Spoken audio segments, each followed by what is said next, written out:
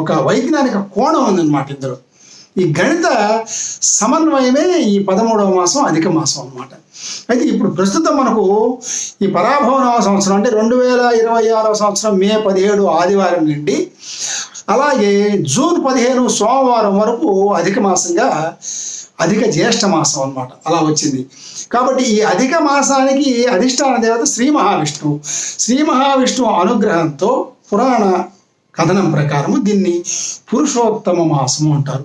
అంటే ఇది దైవ కార్యములకు చాలా ఉపయుక్తమైనటువంటి కాలంగా మనకు పూర్వకాలం నుంచి పురాణాల ద్వారా శాస్త్రాల ద్వారా నిర్ణయింపబడింది.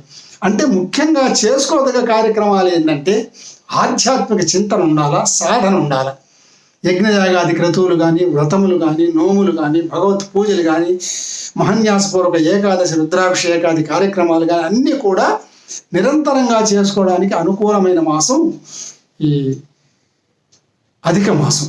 కాబట్టి ఇక్కడ ఈ ఎంత అధికం ఫలం అని శాస్త్రం. ఎందుకంటే పూర్వము పురాణ కాలంలో నహుషుడు అనేటటువంటి గొప్ప చక్రవర్తి ఈ అధిక మాసంలో అనేక రకములుగా శ్రీ మహావిష్ణువును అంటే పురుషోత్తముని పూజించి ఇంద్ర పదవిని పొందాడని చెప్పి మనకు ఉదాహరణగా చెప్తున్నారు.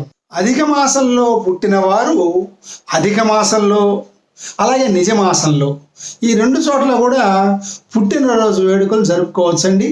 ముఖ్యంగా అధిక మాసంలో చేసుకునేటప్పుడు ఆయుష్ హోమం చేసుకోవాలని చెప్పి జ్యోతిష్ శాస్త్ర నిపుణులంతా కూడా తెలియజేస్తున్నారు. ముఖ్యంగా ఈ అధిక మాసంలో వివాహాలు, ఉపనయనాలు, శంకుస్థాపనలు, నూతనంగా వ్యాపారాలు ఏది కూడా ప్రారంభించరాదు అని చెప్పి మనకు శాస్త్రాలు తెలియజేస్తున్నాయి. అలాగే ఎందుకంటే ఇది ఆత్మ వికాసానికి వినియోగించవలసినటువంటి పవిత్ర సమయం కాబట్టి లౌకిక విషయాల మీద కన్నా ఆధ్యాత్మిక విషయాల మీద ఎక్కువ మనసు పెట్టాలని తెలియజెప్పేటటువంటి గొప్ప మాసం అన్నమాట. ముఖ్యంగా ఈ అధిక మాసంలో పితృ కార్యక్రమాలన్నీ కూడా చేయాలండి. అధిక మాసం కాబట్టి అక్కర్లేదని అనుకోకూడదు. పితృ కార్యక్రమాలన్నీ కూడా అధిక మాసంలో కూడా చేయాలా, నిజ మాసంలో కూడా చేయాలా.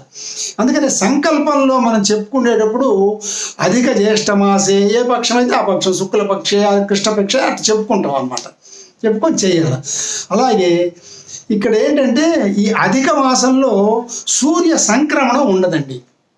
మిగతా మాసాల్లో సూర్యుడు సంక్రమణం చేస్తాడు, ఇక్కడ ఉండదు.